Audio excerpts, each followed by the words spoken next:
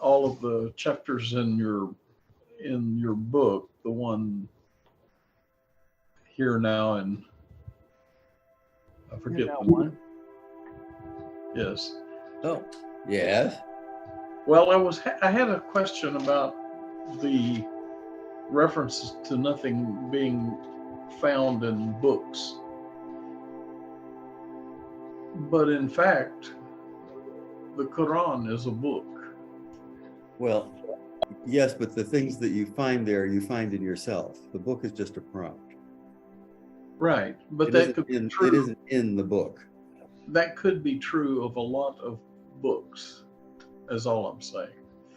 Well, for me, the books that have the most meaning are books that don't embody the values of the printed word largely, but are books that put forth something more primordial. And the Quran in Arabic has that at part, certainly. Basically, that real, directly lived, oral, kind of shamanic, direct teaching, almost a music. That's what you can find in bits and pieces of poetry here and there, and some of the sacred scriptures here and there. But ultimately, in my view at least, all of the theology and everything else falls into two categories. One, the absolutely and utterly useless waste of time, and two, the crutches to help you get to the poetry, which of course is a crutch in and of itself. But I feel like, if someone can achieve some sort of enlightenment and get a vision of the divine realm, then there's something similar to a fugue of Bach or the best poetry there, but there's no theology in heaven. I like that phrase. But I get back to my point. The book is a prompt. The truth you need to find isn't in the book, it's in you. But that might be true of anything. That could also be true all of manifestation. Yes, but books are particularly good at that. That's why they exist. Right. Yes, you can find that in nature, you can find that in art. But that's why they're books. Right. I mean, yes, I find the writings of many of the saints, or you might say, to be instructive and also helpful. Well, good. Then they're doing their job. Right. I can understand those rather. I'm a little bit put off by, I guess what you might call the philosophical viewpoint of moderns, which seems to be directed entirely towards the external. Yes, modernism is characterized by rationalism and materialism. Right. Both of which are useful, but they're not absolute by any means. Right. I would just say, though, that one has to make a differentiation between modernity and modernism. Some of the most anti-modern thinkers and artists have been modernists in terms of that word, whatever it means, but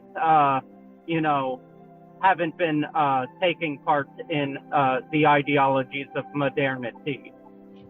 Okay, yes, there are modern writers who have been, as you would say, not really modernists. Well, I think of someone like T.S. Eliot, who is, in one breath, they call him a modernist, but few people were as anti-modern as he was. For Eliot, he despised much of the modern world, or at least what's become of it, but he was a modernist in the sense that he felt like the forms in which art and thought are portrayed and exposed to people needs to be rejuvenated. What point? I was thinking, we were just talking about modernity. I've always thought that was such a vague term. That, what was modern when I was 18, I guess is no longer modern, or what was modern 20 years ago is, and then the term postmodern, I think, what is it? How can something be postmodern? I mean, it's a pretty, I mean, I guess within a context of a certain cultural reference, it may make sense, but a literary reference, but it's really quite vague because it's constantly changing. Well, the thing is, I mean, it is vague, and there are some people that don't believe in postmodernity, but if you want the simplest and most concise differentiation, I would say that modernists, whether left-wing or right-wing modernists, whether, you know, they drink the Kool-Aid of the modern world or they're traditionalists, the thing that keeps them together is a belief in some sort of values, even if it's humanistic values. But postmodernists are true Nietzscheans in the sense that they believe in the transvaluation of value. You know, to the point that there are some postmodernists that don't even believe that anything can be communicated, because they believe that not only is there no truth with a capital T, but there are no truths with lowercase t, and language and consciousness itself is an illusion. I mean, even the absolute worst modernists are going to say, yeah, we're a evolved monkey with a slab of meat in the cranium, but while we're here, you know, there's some meaning. You know, art and stuff can have meaning, joy can have meaning, at the very least in an Epicurean sense. But postmodernists tend to be rather strong nihilists, in my experience. Yeah. Did they start out that way? Because my first impression of them was that they were questioning the conventional absolutizing of certain constructs, and you know, they were trying to show how many of them were relative. But it's no surprise to me if they've gone all the way to nihilism. Well, and yeah, if you look back to the 60s and 70s, to the very, very, very beginnings of postmodernism, I mean, in the very early Derrida, there's almost a strain of Jewish mysticism in there. But it very, very, very quickly went to the absolute extreme. And you'd be hard-pressed to find a postmodernist today that's not a nihilist. Oh, well, good. I don't have to worry about them. I mean, I don't have to bother to read them.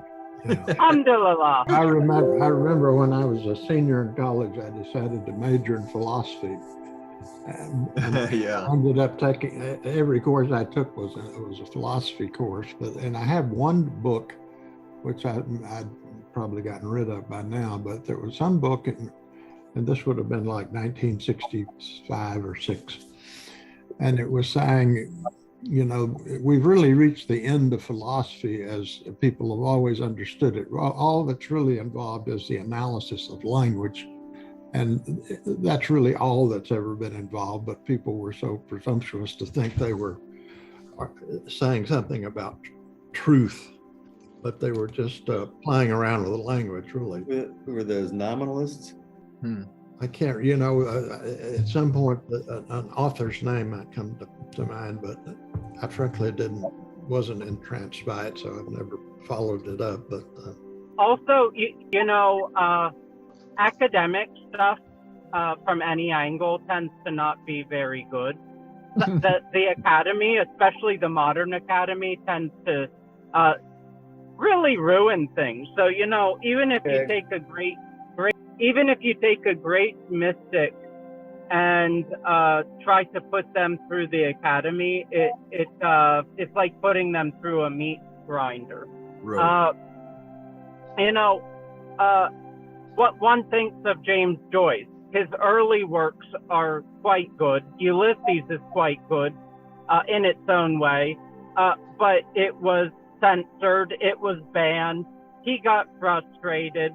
So he spent a good chunk of his life, later part of his life, writing Finnegan's Wake, which he himself declared in private letters to be a joke. It was never meant to be a serious work. It was more of a nonsensical joke that he foisted upon the public because, okay, if you're going to censor something with meaning, let me give you something meaningless. And the professors have been discussing it ever since. Well, the academy used to be a gateway to knowledge and transcendence, and now it's a prison. Yes. I'm not saying it has no exits in there for people, but they might chance upon some, but it's pretty confining. We think of philosophy, theology, and or poetry as being spiritual or potentially spiritual. And that's the one I think. Right. Yeah, that's a good place to put the period. But we potentially spiritual. Economics are law, thinking them beneath the spiritual seeker. Right. I don't really understand why it is thought that they are beneath, perhaps economics to some extent, but there is a certain spirituality to economia. Well, and if philosophy has any merit, then I would say those other things are below philosophy, but not divorced from it. I think, the problem with philosophy now, especially in the academic world, is that philosophy, which used to mean love of wisdom, has become love of thy mental capability. Yes, I agree. It's mental gymnastics to a great extent, or mental masturbation. So we started to talk about question number 1. Yes. We didn't get too far through it, but no, there's a bit there. We still haven't had the official reading of it. Well, I think that all of those, the ones that are made in opposition to the ones that we claim to be spiritual, are in actuality spiritual also. It's their corruption in modern times that has made them be thought to be otherwise. Right. But economia is an important concept, traditional concept, and law. And it isn't just money. The Judaic tradition is a tradition of law, and if that law was in fact understood as it should be, it would be a corrective action to a lot of what's going on. Yeah. So at any rate, I would think that those are all necessary aspects of the manifested world. Yes, but they are increasingly degraded and ultimately polluted and then perverted. But it's not going to stop there. It's going to include the first things that were listed there: philosophy, theology, and poetry. Well, philosophy and theology. The corruption will include all of these. Can we read the question first? Because people listening might not actually know what we're talking about. Please. Oh, we don't need no stinking question. We can just talk. No, go ahead.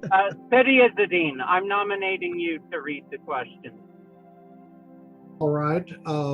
We think of philosophy, theology, or poetry as being spiritual or potentially spiritual, but we tend to avoid politics, economics, or law, thinking them beneath the spiritual seeker. Let me just stop this thing here. Go away. You're having the same problem I have, I guess. Yeah, this landline that rings. Somebody wants to sell me something, but not interested or donate. Okay, here we go. But we tend to avoid politics, economics, or law, thinking them beneath the spiritual seeker. Yet, All things on this earth are spiritual if they are spiritualized. So long as there is a single poor person starving, or an artist who wastes his or her energies on mundane work, the spiritual quest is unfulfilled. Just as Nietzsche philosophized with a hammer, Jesus was an economist with a hammer, quite literally, I might add. WWJD, which I think means what would Jesus do? Right. The catchphrase of the fundamentalists. Well, that is absurd, and they're absurd in their hypocrisy. We all know what Jesus would do to the banks and bankers if he walked the earth today. Why can't we follow in Christ's footsteps and be hammer-wielding economists? So that's the question. Yeah. We could. The first question I was going to ask is, what does it mean Nietzsche philosophized with a hammer and Jesus was an economist with a hammer? Cutting through the nonsense, getting right to the, smashing illusions, I assume. Smashing illusions, cutting through the BS, and, basically destroying illusions. Nietzsche did it through his writings, and Jesus through his actions. I mean, in some funny ways, John the Baptist was a better Jesus than Jesus, if that makes any sense. I mean, a lot of people say that John the Baptist just prepared the way for Jesus, but I sort of tend to think of Jesus as being a universal form of the very particular John the Baptist, who... You could. John the Baptist was not very involved in the world, and Jesus interfaced with it. So he was able to bring more than just spirituality. I mean, you know what I mean. His teachings are more applied spirituality. Well, the notion that when you say Jesus was an economist with a hammer, I think that's probably an allusion to the story of Jesus going into the temple in Jerusalem his last week and getting so angered at the fact that there was commercial activity inside the temple that he started tearing things up. But wasn't that an objection to where the activity was going on and not the activity per se? Well, you could say that, but why was that activity so counter to being in the temple? In other words, there's already something suspect about the activity. Well, it's corrupting what the intentions of the temple are, and that's basically what it's not created as an economical money lending. Right. You don't need money in the temple. Except to give to the poor and repair the windows or whatever. But it's the commerce. The way I view it, it has nothing to do with it happening in the temple.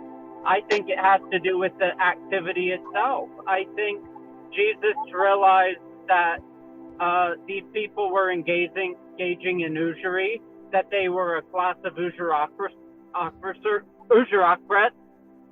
that essentially they were not so much polluting the temple of their soul.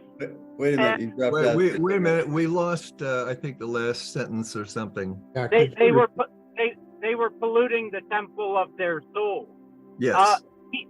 Jesus doesn't have a problem with a banker as long as the banker stops being a banker. I mean, Matthew was a tax collector, and Jesus was more than happy to accept him as one of his disciples as long as he stopped being a tax collector. Mm-hmm. Mark was also, wasn't he? Maybe. Are you saying that it wasn't just the commercial activity that so outraged Jesus, but the fact that it was money lending at interest? Yes. was the Yeah, problem. that was the worst part of it. But, you know, he didn't explicitly condemn a usury, but he cast a lot of shade, as they say these days, on it. You know, neither a borrower nor a lender be, and things like that. But money as an instrument of commerce, I'm sure he didn't have a problem with. After all, they did have a collective purse of money among the disciples. So, Well, yeah, money wasn't the problem. It's Exactly. growing the way money is grown, the way money is used. That's the problem. and it was all the worse that it was in the temple. Right. Yeah. So, Sell your soul to the company store, as John Henry would say. yeah. Well, another thing, Well, the thing is, you can't be, you know, obsessed with money and the acquiring of it to the extent that you're stingy with people in need. for I think- people that make money through usury, is the same circle of hell that the sodomites are in. And Well, I'm yeah, not, they're I'm certainly not, profiting on people in need. I still think that the temple, the Yeah. fact that usury was being done at the temple, it's worse that it was at the temple, and I Right. think that was why the anger, Christ's anger. Yes. Yes. Yeah, I mean, it was such an outrage that he flew into an outrage. Sure. But, you know, the last part of this question, you know, addresses what would Jesus do and the hypocrisy. I don't know about who to call evangelists and fundamentalists anymore, but there's a large group that has simply redefined Jesus. So that the virtues he illustrated are not primary, that they see him as a king and a warrior and a victor against the devil, and they want to be just like him and fight the holy war in the world. And you can see the results. So those images come from the book of Revelation. Perhaps, and, you know, plus the emphasis on lordship and kingship in the Old Testament. But I mean, if he's King of Kings, that, you know, I don't know how they managed to get there. I just know that there is a growing minority but significant number of peoples that come from that group of religious people who have completely perverted Christianity into a worldly holy war. And Well, of course, it says in Revelation that Christ will destroy Satan with his own hand. well, sure, that's fine, but God didn't say that he needed, you know, each one of us to do the same. Well, I mean, if you read the book by Martin Lings about the end of the world 11th hour. and about the Muslims lining up in prayer behind Christ Yeah, in war against the. but they line up in prayer. They're not mounted with spears. Well, I think they maybe were. I mean, that's. But what are they fighting with those spears? The They were devil. fighting the Antichrist and his minions. Well, that's good, but they're not. I mean, the people I'm talking about they think the Antichrist has already pretty well taken over most of the world, and it lives in the hearts of all these people that are their enemies. There is a very perverse and militant strain that has developed over the last few decades that is responsible for explaining why these evangelicals would support somebody with such questionable morals as Donald Trump. You know, everybody's been scratching their heads. It's not that they support him in spite of it. There are a number of them who support it because he's iconoclastic to the existing order, which is, you know, they view as corrupt. well, Exactly. And before I had technical difficulties, that's what I was trying to say. I wasn't saying that, let's say, we should just add taking interest to all of the exoteric crimes of current exoteric Christianity. I'm saying, no, it's that everything is upside down. That's all right. of these personal things that really no government and no people have any business occupying themselves with, even in the most exoteric formulations of Islam through the Middle Ages. Essentially, one needed 4 witnesses to convict one of adultery. Even though I think all of that's rather ridiculous in the first place, it basically made it impossible. Right. On the other hand,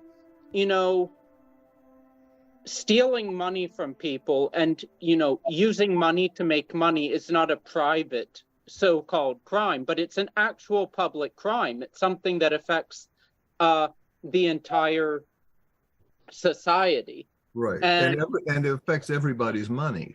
Right. But you said stealing money from people is a crime. Well, yeah, I mean, that's what the banks do. It's a form of theft. They do. Yeah, and they've invented additional ways with credit cards and overdraw fees and late fees on.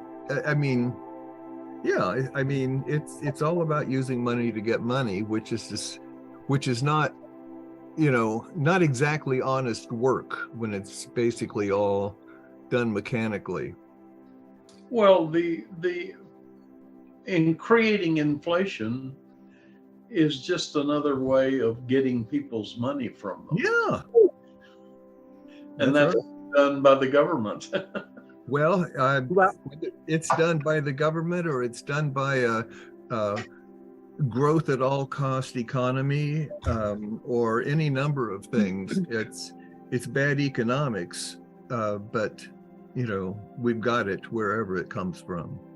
But to get back to the question, my view on law is, I don't think we should dispense with laws. I don't even think we should dispense with spiritual laws or spiritual economics or spiritual politics. I think that's one way that Tariqa might have gone in the wrong direction, but I think with the right intention, because so much of exoteric religiosity has been focused on those things to the detriment of religion. And I think the distinction to be made is really, are we talking about actual prescriptions or are we talking about principles? And I wrote this short thing a while back where I specifically said, let's try to see what would happen as a thought experience if we replace the Old Testament with the writings of Confucius. Because the Old Testament and a lot of the exoteric writings of Confucius both deal with laws, but the Old Testament deals with actual laws for the individual, whereas the Confucian texts never really deal with specific laws, but about principles, and never deal with the functioning of an individual, but more about how the society should function. I.e., they're almost cosmic laws. Right, cosmic laws, very sane laws, and written in a way that they were written 2,500 years ago, and they still make a lot of sense today. The way we would interpret them today is not the same as 2,500 years ago, but it doesn't matter. Ideally, something like that, ideally, the American Constitution as a set of principles should adapt and change. Unfortunately, you've got idiots who are interpreting it literally. Well, the thing is that the Old Testament is from the point of view of a chosen people who were surrounded by enemies, and there's a certain religious right groups that really like that. But there's nothing wrong with the laws, but basically, but the way they're presented tends to keep them on a lower level. And You know, the question says, seeing the politics, law beneath the spiritual seeker, and they are beneath the spiritual principles, but they're beneath them in a derivative sense if they're working right. In other words, they should be the application on those levels of spiritual principles, ideal, and seen as an end in themselves, then they're just profane. Well, I think we recognize the need for laws. I mean, I've heard a lot of discussion about, you know, particularly with social media and I don't know, what do you call it, artificial intelligence and other things that, I mean, you have these new technological developments which impact society potentially quite adversely. So there is a need for some collective rulemaking and enforcement to protect, I mean, to utilize them safely and but you know, so that you can't say that laws per se are bad. They're needed. No, they're not. No, they answer one of the big questions, which is how do we live together? Yes, exactly. That's what they're for. That's what they're for. And likewise politics. But one thing I would say is no sane person would say that the laws from 2023 USA would be applicable to Mesopotamia circa 2500 BC, or, you know, some theoretical civilization 2000 years in the future in Antarctica or on Mars. Well, No sane person would say that, but that's exactly what fundamentalists are saying, that these laws from a time and place long ago and far away are literally applicable exactly as they were written here and now, which is absurd. Yeah, it is. But well, no, that may be some truth in that, but there's also some truth that the people who would wish to destroy the stability of the world would like to collapse what laws are abided by that come from the Old Testament. Well, and not just the Old Testament, but laws in general. And I think you see plenty of that going on now, the underlining of the notion of law and justice. Yes, and current politics is teaching us not to trust any of the institutions that pervade those things. Right. Only trust the people that don't trust those. That's right. I remember when I was, I don't know, 11 or 12 years old and taking Sunday school in a Baptist church near where I live. I think I volunteered to talk about the Ten Commandments. So I remember reading through the Ten Commandments and giving a little talk about the fact that, you know, each of these makes good sense. I mean, they may, yes, they are the command of God and you obey them because of that. But even if they weren't the command of God, they just make, you know, they're reasonable, sensible. Thou shalt not murder, thou shalt not steal. Right. You know, if God gave them to us, it was because it made sense. They were intrinsically, and so you can't say that because the laws came down in the time of Moses that they're no longer pertinent or applicable. Right. You have to look at those laws and see what the result would be if you didn't have them. Yeah, and you have to look at them and discern the principles and apply it to a world that's different from them. But it's the principles that matter. Well, it may be true that you may alter punishments and things like that to some extent, but that doesn't change the basic goodness of what is expected. Right. You know? You don't want to destroy justice. Right. You know, you still need laws. And let us remember, the letter killeth. That's right. Life. Yes. Yeah, exactly. So I don't know if we have time to get into question 2, but wouldn't count on it. But maybe we're not done with the first one. Let's see. We're not done. Why can't we follow in Christ's footsteps and be hammer-wielding economists? Well, I think there are a lot of things that need the hammer. It's not just economy, but Most of that is interior work. Hammer wielding, she means more activist, I guess. I mean, Well, and uncompromising. Just, hit the nail on the head, let's say. Right. I mean, precision in language, precision in economics, precision in everything. Let's not, take the riches of the earth and try to multiply them on, to the point that we're getting things from the earth that never existed. A perfect example is what they're doing with the Colorado River. They're basically, they're taking water that doesn't even exist. And that's why in a few years, the Colorado River is not going to exist any longer. Yeah. I heard somebody today talking about an alfalfa growing operation owned by the Saudis that pumps lots of water from either the river or the water table to produce alfalfa to send back to Saudi Arabia. Clearly, we need some reform in our water management. I think I remember reading years ago that there is a portion of the Colorado River that runs through Mexico into the Gulf of Mexico.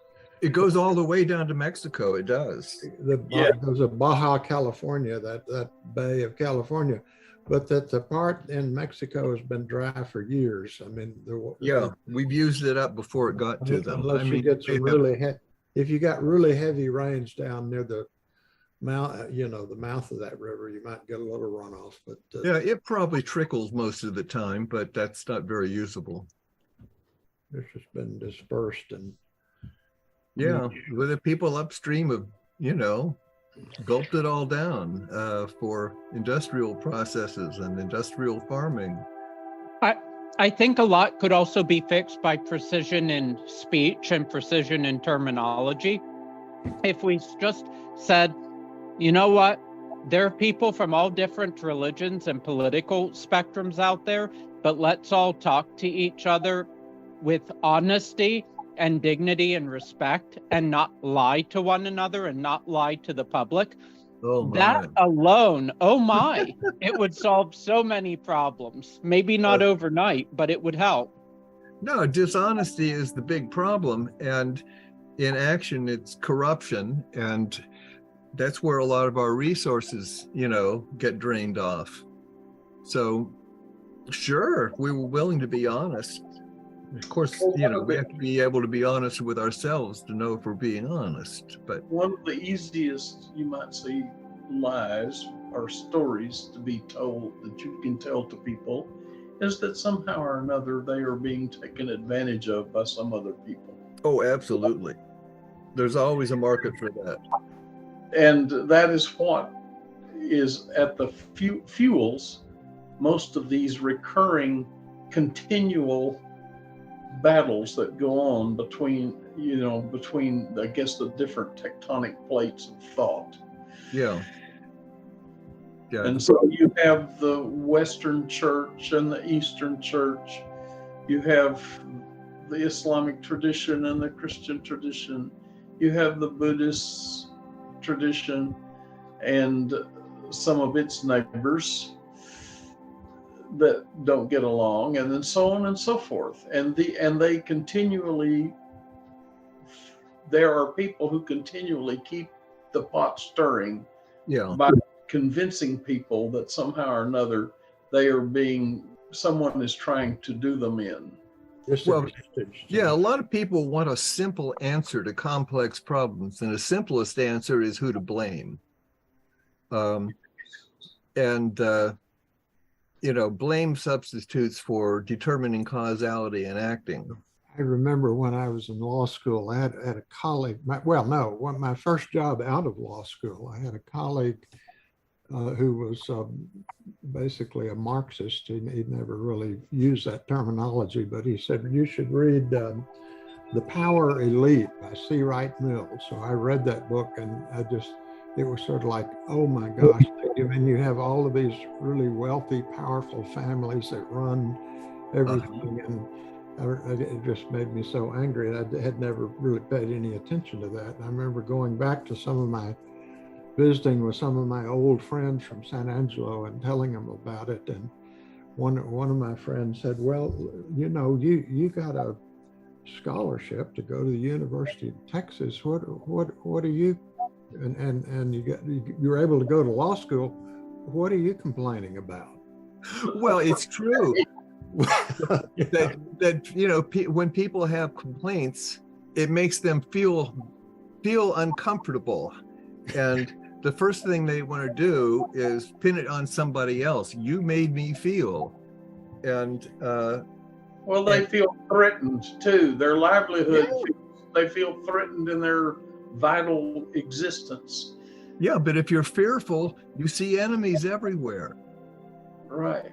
And keeping people afraid is another one of those things that keeps them busy and not bothering you while you do whatever it is you want to do, but also not seeing themselves. Takes away the personal spiritual responsibility. Blaming does. So it's always a good idea that if you catch yourself judging or blaming, it's time to look within, because it's a trap. And that doesn't mean you can't hold somebody responsible. Yeah. My wife sometimes comments on the fact that, oh, she wished we had more money to do this or to do that, and we're, you know, not as rich as some of the people she's met in her gardening group or something. And I said, well, you know, we are better off than the people in Ukraine that are being bombed every day. Well, right. Yeah, that's true. Well, the problem is you don't have enough merit, because we live in a meritocracy. Therefore, the people who don't have merit. It's their fault. We live in kind of a half of a meritocracy. Yes, but we have too much. We got the non-meritocracy types who think they should get what they get when they want it. Oh, sure. Because they know they have merit because they have money, and that proves it. Yes, right. They know they're special. There's too many people trying to hang on to the things that they have and keep anybody else from getting them. Well, yeah, that's right. That belief that if somebody else gets something, it's something you could have had, is devastating and perverse. Ronald Reagan, one thing he said, which was he says, instead of fighting over who gets the most of the pie, just make a bigger pie. Right. Yeah. Well, you know, it was in a racial context that I heard this, but it doesn't have to only belong there. Was that at a table was a rich man with a plate full of cookies, and a white man and a black man with a cookie on each plate. And the rich man is whispering to the white man, the black man wants your cookie. Did you ever hear that story? That I think it's something that's told in the Catholic Church, or at least among some people, about the people who went to paradise, and they were being shown around, and they said this is the place where all of the people who are condemned in some way are put. And he said, and they were all sitting there with ugly looking faces, and they had these long spoons, and they were trying to figure out how to feed themselves with these long spoons. Right. And they couldn't do it. And then they went to the place where everybody was pleasant and happy, and this was the good place to go, and they all had long spoons too. But they said they loved the fact they had long spoons because they could feed their neighbors. Exactly. Well, interesting. Yeah, and there's a valuable lesson there. We're at 7 now, but whether we continue or not, I think there's a poem that I think is rather relevant. It's short, if you don't mind. No. Why don't we could end with a nice poem. All right. Mamor, what do I love, and where are you? I lost my center fighting the world. The dreams clash and are shattered, and I tried to make a paradiso terrestre. I have tried to write paradise. Do not move. Let the wind speak. That is paradise. Let the gods forgive what I have made. Let those I love try to forgive what I have made. 2 mice and a moth, my guides. To have heard the butterfly gasping as toward a bridge over worlds, that the kings meet in their island, where no food is after flight from the pole, milkweed the sustenance, to enter the arcanum, to be men, not destroyers. Right. Yeah. I think the way to paradise, to a great extent, begins with acceptance. You know, that listen to the wind and all that kind of thing is, you know, just allow things to be as God intends them to be. And how does he intend them to be? Pretty much the way they're happening in your life. It's all, you know, it's for you to learn from. So, you know, And watch and allow. And it's interesting if you look to a lot of the greatest spiritual and metaphysical poets, that's exactly what they came to acknowledge at the end of their lives. You know, a lot of them, whether it's Ovid or Dante, they got involved in politics in their youth. It brought them huge amounts of trouble. And then at the end of their lives, only then could they really see that there's this need for acceptance, and that to a large extent, paradise was staring them in the face and they couldn't see it. Right. Freedom is letting go of what shouldn't be what isn't yours, really. You know, all the things that you won't let go of are like balls and chains.